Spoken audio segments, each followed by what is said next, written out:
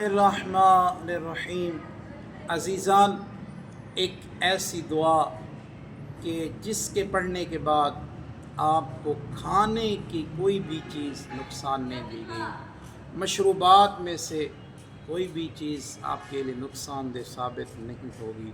وہ کون سی مختصر سی دعا ہے؟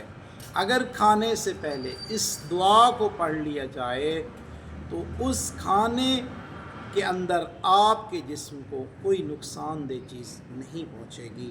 نبی اسباق بن نباتہ روایت کرتے ہیں کہ میں ایک بار امام علی علیہ السلام کی خدمت میں حاضر ہوا تو میں نے دیکھا وہاں پہ گوشت پکا ہوا موجود تھا، تو علی امیر کائنات نے کہا اے میرے صحابی کھائیے، تو میں کہنے لگا لاؤ آقا، یہ کھانا میرے لیے صحیح نہیں ہے، میں جب بھی اس کو کھاتا ہوں تناول کرتا ہوں تو مجھے نقصان پہنچتا ہے، مجھے ضرر آتا ہے۔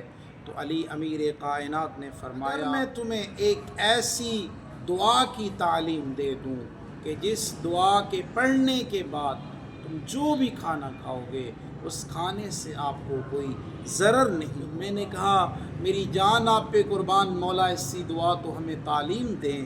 تو آپ نے فرمایا کہ وہ دعا یہ ہے کہ کھانے سے پہلے آپ یہ پڑھ لیا کریں، بسم اللہ خیر الاسماء ملء الارض والسماء الرحمن الرحیم الذي لا يضر مع اسمه شيء ولا داء۔ کے بعد اللہ تبارک و تعالی آپ کے کھانے کے اندر اگر کوئی ضرر والی چیز ہوگی تو وہ اس سے محفوظ آپ کو کر دے گا۔